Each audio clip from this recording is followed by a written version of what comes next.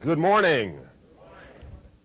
Thank you so much for being here bright and early. I'm going to ask you to begin by doing something a bit unorthodox, but I want you to realize a vision from the outset.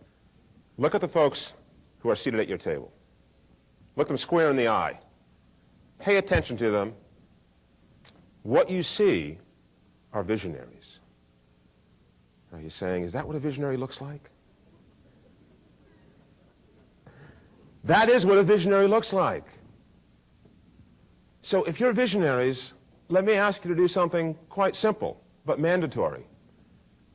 Describe what your vision looks like. You are the builders, folks. You're the ones who are building the organizations. You are building the infrastructures. You are building the work environments, the processes, call them what you will, but you are the builders. If you're building, you have to have a vision. What does your vision look like?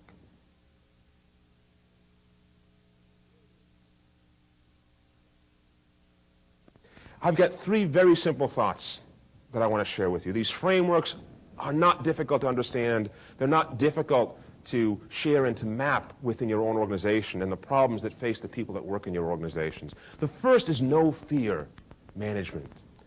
Creating good connections in our organizations, developing processes that people can thrive on rather than be persecuted by or burdened by, is a matter of approaching management with a fearless attitude. Now, this is not just a touchy-feely concept. This is a set of very specific methods that you can use to foster no-fear management. What do I mean by no-fear management? Learning to forget your success. Truly successful organizations succeed because they can outlive their past success. Now, don't get me wrong. I'm not saying that you want to create a lack of memory in your organization. Memory is important. We should be able to go back and do research and understand what's worked and what hasn't, but we shouldn't be bound by it. You don't want to end up with the memory of a goldfish, if you will. And what I mean by that, let me explain, because they've done research on this. Small animals, especially goldfish, have very short long-term memories. In the case of a goldfish, it's about 30 seconds. So by the time a goldfish makes it to one end of the tank and turns around, it's a whole new experience. Everything's brand new. The world is refreshed. Which you will say, there are some relationships I have had where that would be a good thing. Not in your company. Not in your company. When someone calls customer support, you don't want them to explain their problem 5 times in a row. So memory is not all bad, but you have to be able to outlive that memory.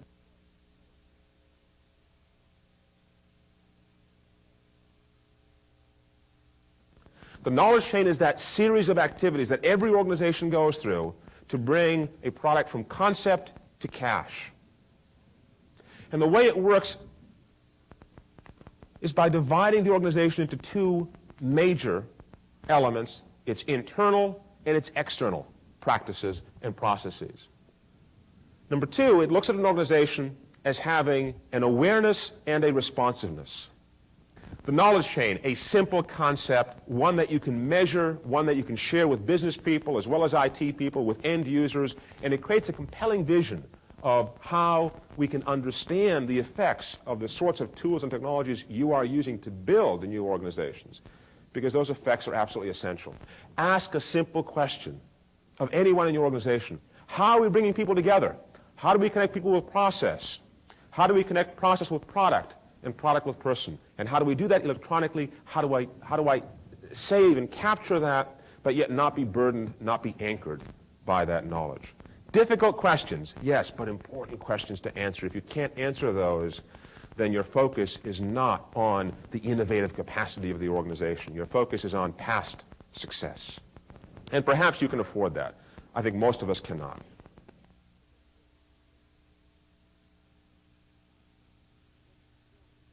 Number 1, there is an economic principle, which when applied to information management, leads me to believe that this is at least a 10 times increase in the size of the overall marketplace for information technology. And here's the economic principle. There's a school of learning that says, until you reach a point of overabundance, you do not learn. Think about this. As an individual, you learn a very small fraction of what you're exposed to. And if you're having a difficult time understanding that from a personal standpoint, think of your children. Kids learn maybe 1% of what they're exposed to, but they expose themselves to so much that they're constantly learning. We have reached the point in our organizations of overabundance of information. I don't mean information overload. It's very different. Overabundance of information. And here's the difference. When we learn, we are not discretionary as children. When we learn most is when we absorb most without being discretionary. We don't say we're going to learn that and not learn this. We just absorb everything around us. We're a sponge. Well, until very recently, IT systems were not sponges. I paid $1 to IT. I got $1's worth of information back. Suddenly, we find ourselves in a situation where we're paying $1. We're getting $1's worth of information back, but there's a byproduct. We're getting all sorts of information back that we never asked for.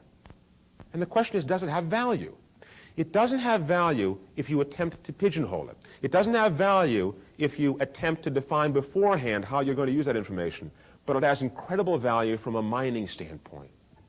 Overabundance gives us the opportunity not just to start mining that information, but to begin learning from it. Process portals will be learning systems. They will learn about how I use the system for my interaction with it. They will learn about how many people use the system and create organizational learning as a result. But you cannot learn. This wonderful idea that Senge launched us on when he talked about learning organizations is impossible until you get to an economics position of overabundance. And we are just beginning to enter that mode. The most important thing, and it always gets left till last, doesn't it? But we all know fundamentally that it is the most important thing, is how all of this affects us as individuals. It's an incredible time for the individual. An incredible time for the individual.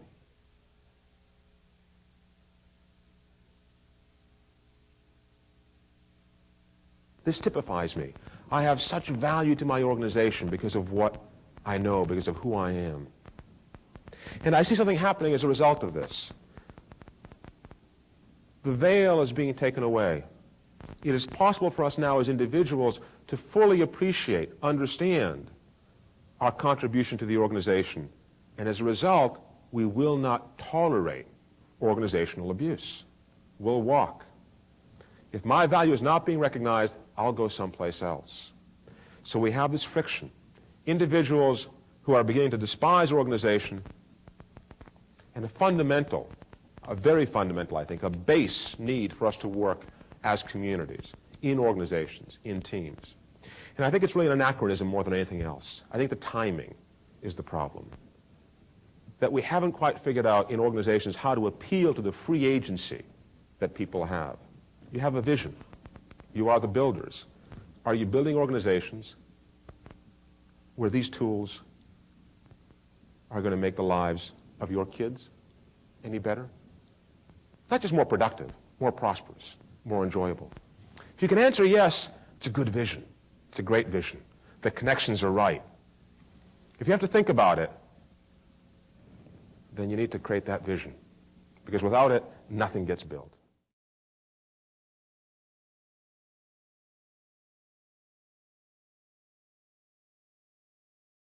It is such a pleasure.